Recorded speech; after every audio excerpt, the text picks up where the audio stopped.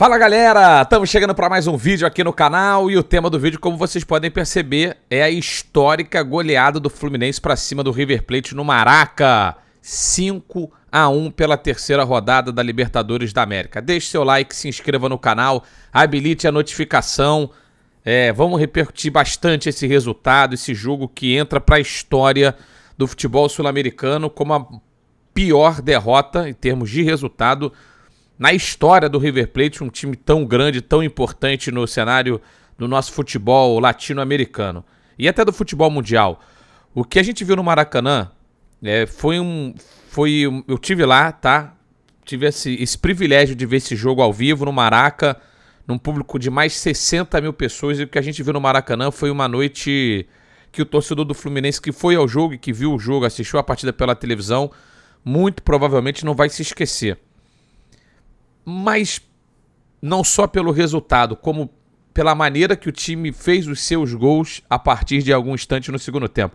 Eu encontrei muita gente na saída do Maracanã e agradecendo aqui também ao carinho de muita gente que falou que ia esperar o vídeo para acompanhar a resenha do pós-jogo e que pode de repente estar esperando aqui aquele vídeo super empolgado, em êxtase, depois do 5-1, e vai ter um pouquinho disso também, mas vou tentar ponderar aqui algumas coisas que eu pude perceber durante o jogo, que foi um jogaço, cara.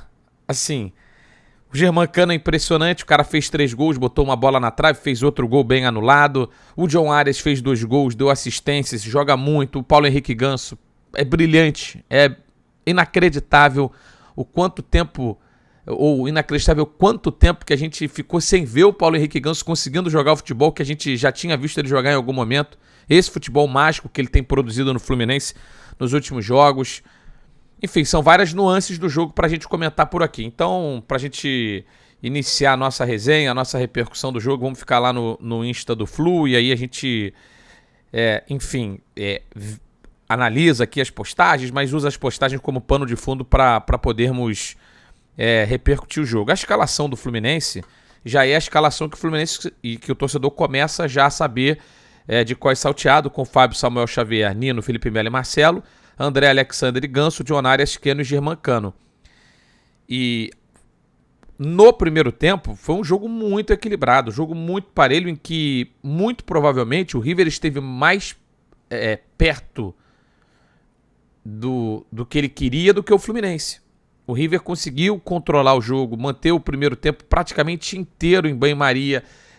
Fez muitas faltas, é verdade, no primeiro tempo. A arbitragem, eu acho que em alguns momentos, ela ficava permitindo o jogo ficar picotado pelas faltas em sequência que o River fazia.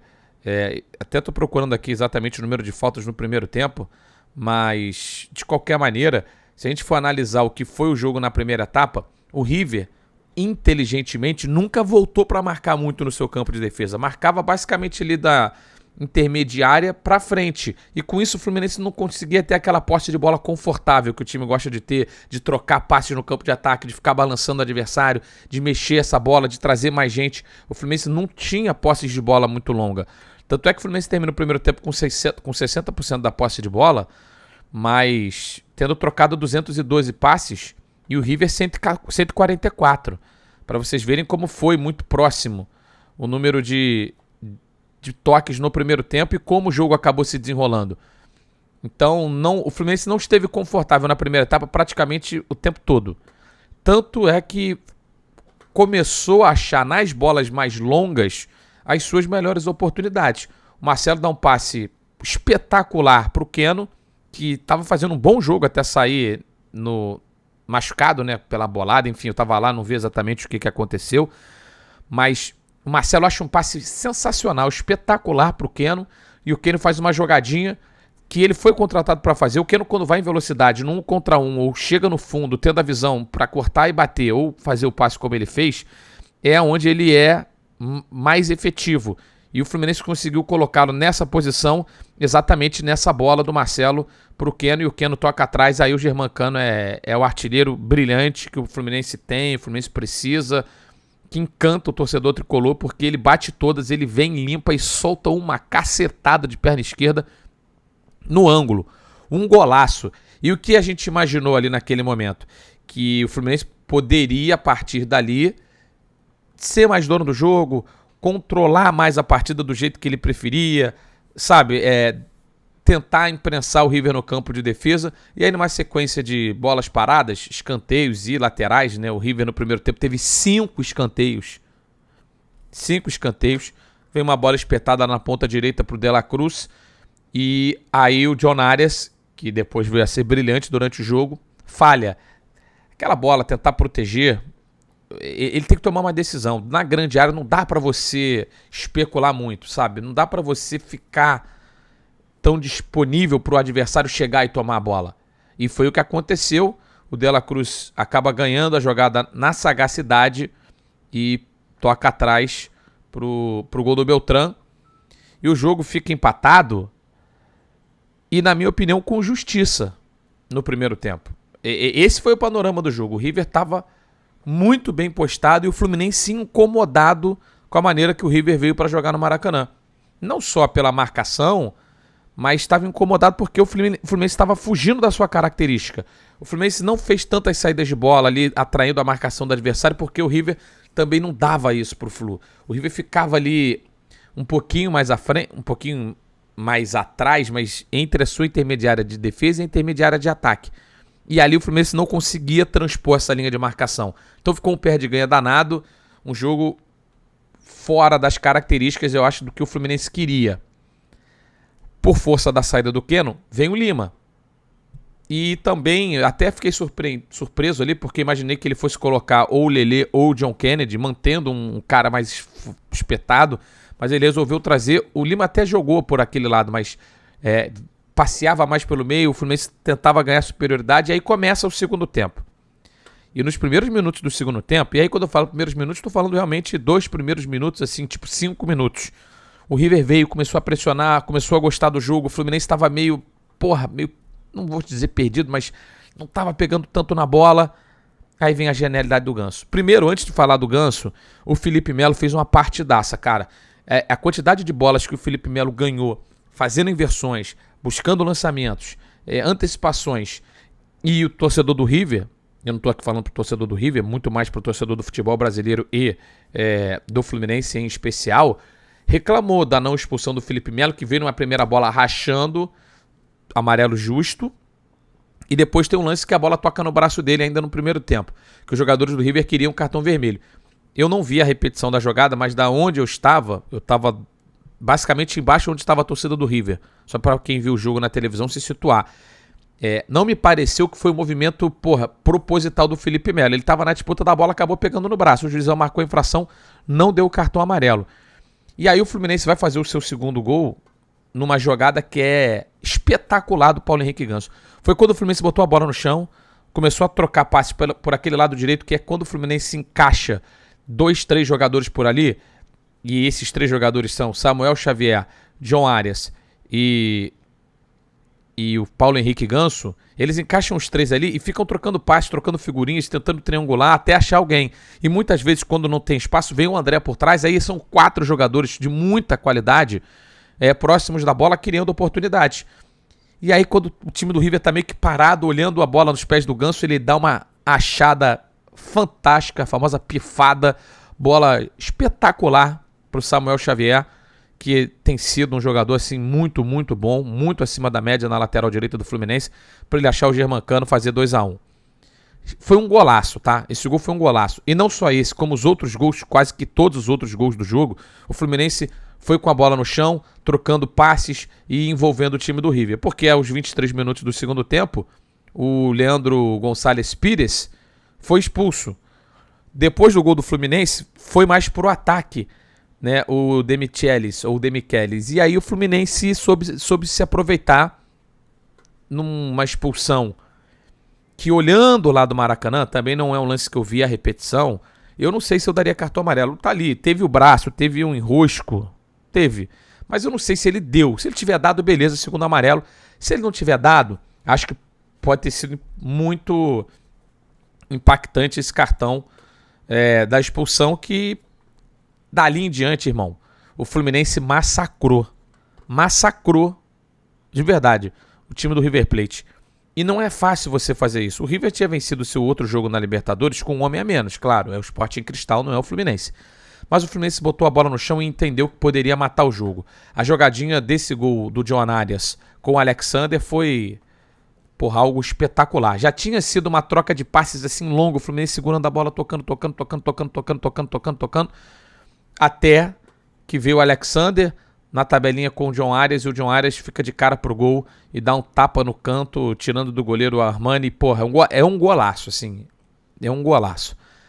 E tem mais, né? E tem mais. Aí vai o Fluminense de novo com o John Arias, cruzamento pro Cano. 4-1. 4-1.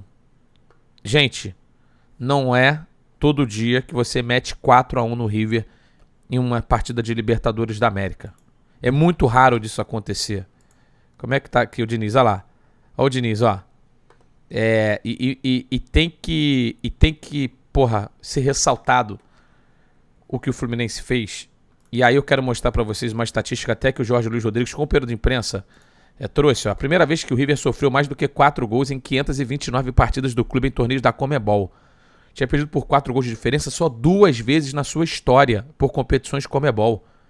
Então foi a primeira vez que um time fez 5 gols contra o River em mais de 500 jogos de competições Conmebol. Aí você vai chegar e falar pra mim assim: ah, mas estava com um homem a mais.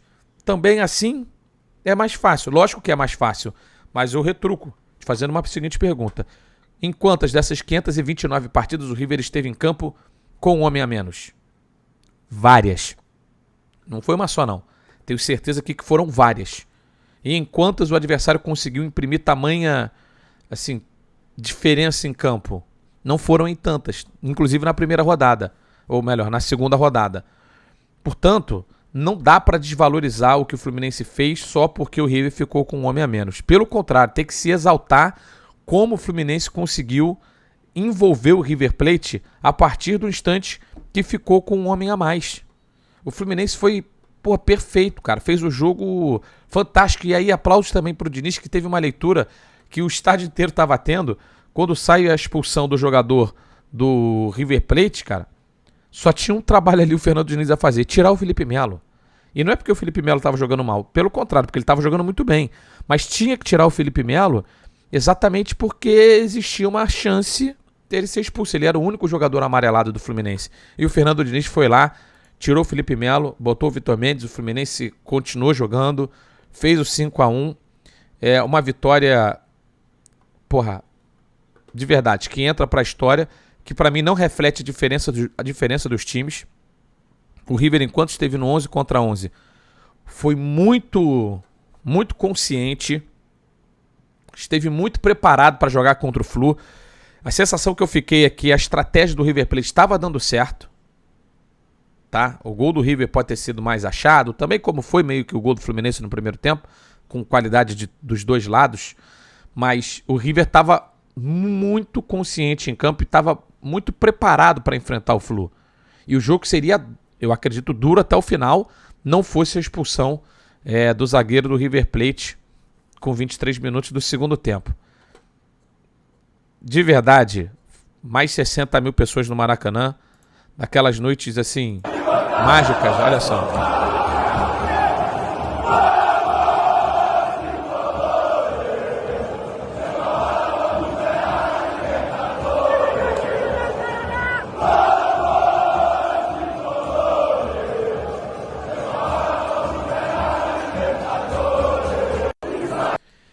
E o torcedor tem que sonhar, cara. O torcedor tem que sonhar. E eu escrevi um texto também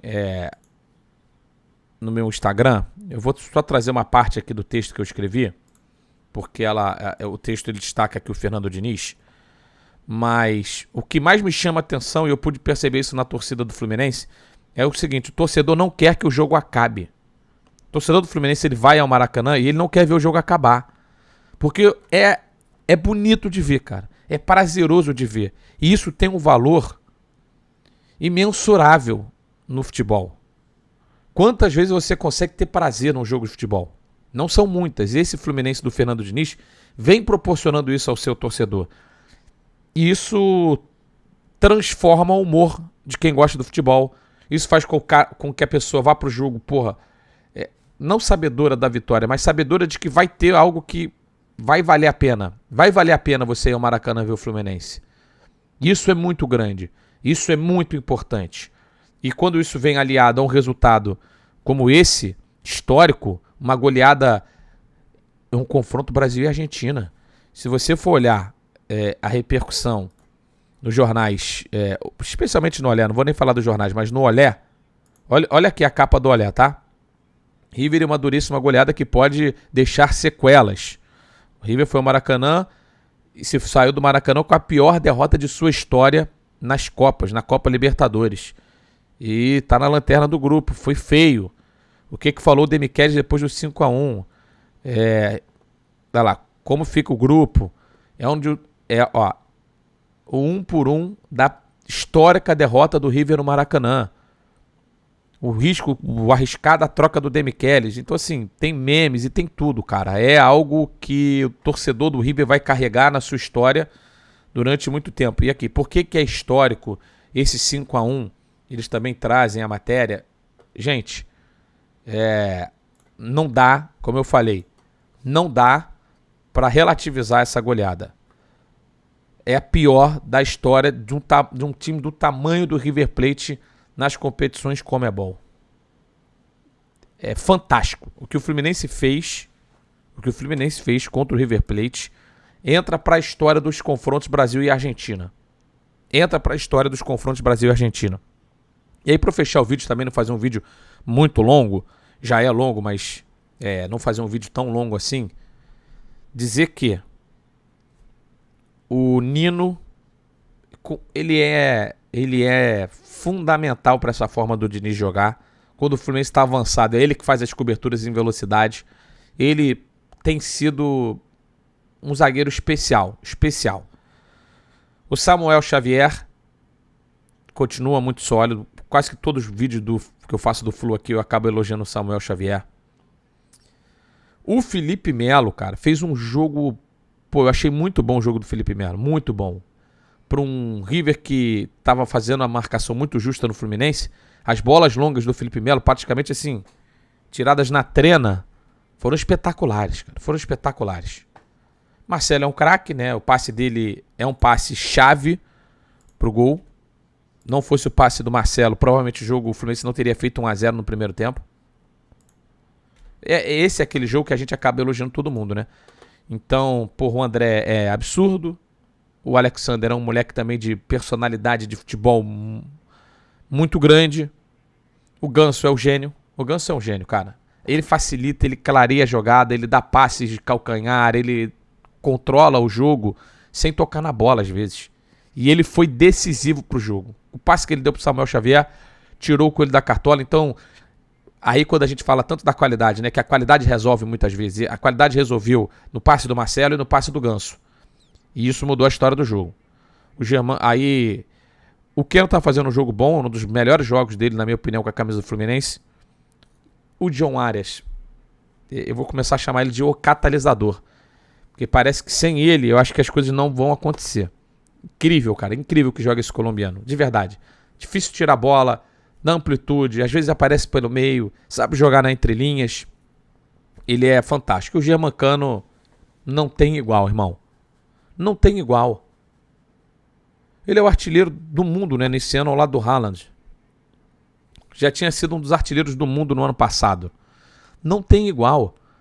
Pouquíssimas vezes eu vi um cara tão voltado só para o gol quanto o Germancano. Porque ele joga pouco do ponto de vista da criação das jogadas. Mas quando vem no pé dele, irmão, ele arrebenta, bicho. Ele arrebenta. E para quem não conhecia, eu acho que na América muita gente já conhecia, porque já estava sendo falado bastante lá fora. Esto es el dinicismo. Isso é o dinizismo. Olha Fluminense! Olha Fluminense! Esse é um grito que você já ouve o tempo inteiro na arquibancada. A galera chega, grita Vitória Fluminense do nada, porque ele contagia com essa maneira de jogar. Parabéns a todo o time do Fluminense, parabéns à torcida. Foram aqui, até registrado, né, 41 mil sócios, cara. É muito legal a presença do sócio, torcedor, né, marcando, número super relevante nas arquibancadas.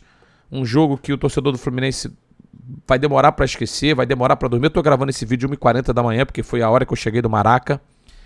E que significa que o Fluminense está muito perto da vaga na fase final da Libertadores. Vai ter ainda mais 3 jogos, 2 fora contra Strongest e River, e em casa contra o time peruano, o Sporting Cristal, que venceu na rodada o Strongest, que deixou tudo empatado com 3 pontos, o River, o Strongest e o Cristal.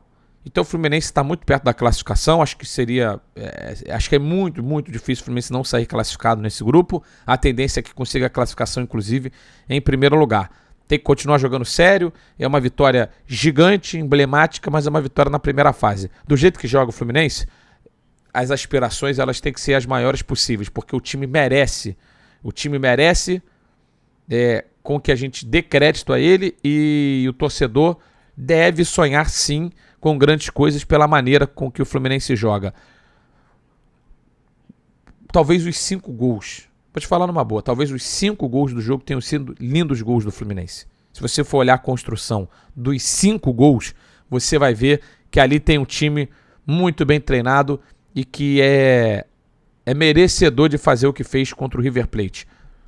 Foi histórico, foi memorável. Eu acho que eu posso ter falado demais, não sei também, mas esse jogo merecia um vídeo um pouquinho mais longo.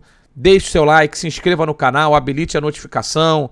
A gente vai continuar aqui falando de vários assuntos ao longo dessa temporada e que o Fluminense consiga aí manter esse nível de atuação. E mais, olhar para esse placar com o tamanho que ele merece, mas com a humildade em analisar o jogo como um jogo que estava muito duro até a expulsão. E que mesmo num jogo duro o Fluminense estava vencendo. Isso é legal falar. Estava 2-1 quando o jogador do River foi expulso. Então até aquele momento, num jogo complicado, o Fluminense estava ganhando o River Plate.